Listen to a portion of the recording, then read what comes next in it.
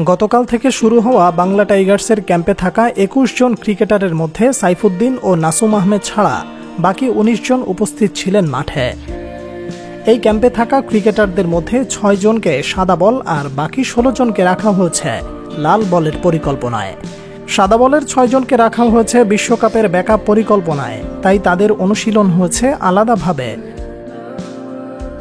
মুশফিকরা যখন মিরপুরের মূল মাঠে ফিল্ডিং সেশনে ব্যস্ত ছিলেন, তখন এনামুল হক বিজয়রা ব্যাটিং করেন ইনডোরে।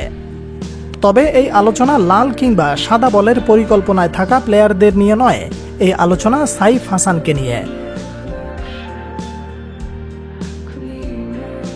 তার আগে বলে রাখা ভালো, বাংলা টাইগার্সের স্কোয়াডে থাকা প্রতিটি প্লেয়ার নিজেদের যোগ্যতায় এই প্রোগ্রামে সুযোগ করে নিয়েছে, তাই এই স্কোয়াড নিয়ে প্রশ্ন তোলার কোনো প্রকার সুযোগ নেই। কিন্তু প্রশ্ন হচ্ছে, এই স্কোয়াডে থাকা বেশিরভাগ প্লেয়ারকে রাখা হয়েছে ডিপিএল এর পারফরম্যান্স বিবেচনা করে, কিন্তু সেই জায়গায় ডিপিএল এর সেরা প্লেয়ার কেন স্কোয়াডে নেই, তার ক্ষেত্রে কি বিবেচনা করা হয়েছে?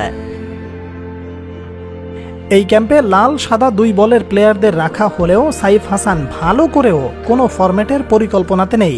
তাহলে এই প্লেয়ার খেলবে কোথায়? নাকি অপেক্ষা করতে হবে আগামী আসরের এনসিএল বা ডিপিএল এর জন্য?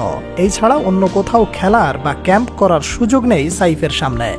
তাহলে কি ডিপিএল এর সেরা প্লেয়ারের মূল্য নেই, নাকি তাকে নিয়ে পরিকল্পনা সাজানোর অপশন ছিল না? সাইফ ডিপিএলে ৪৪.১৪ গড়ে ১৬ ইনিংসে ৬১৮ রান সংগ্রহ করার পাশাপাশি বল হাতে শিকার করেন ১২ উইকেট। এরপরেও সুযোগ মেলেনি ক্যাম্পে। কেন সুযোগ পায়নি তার উত্তরও অজানা। ভালো খেলেও সুযোগ না পাওয়া একজন ক্রিকেটারের আত্মবিশ্বাস নষ্ট করার জন্য কি যথেষ্ট নয়? এমন প্রশ্ন উঠলে অবাক হওয়ার মতো কিছুই থাকবে না। Salman Abdullah, sports and news.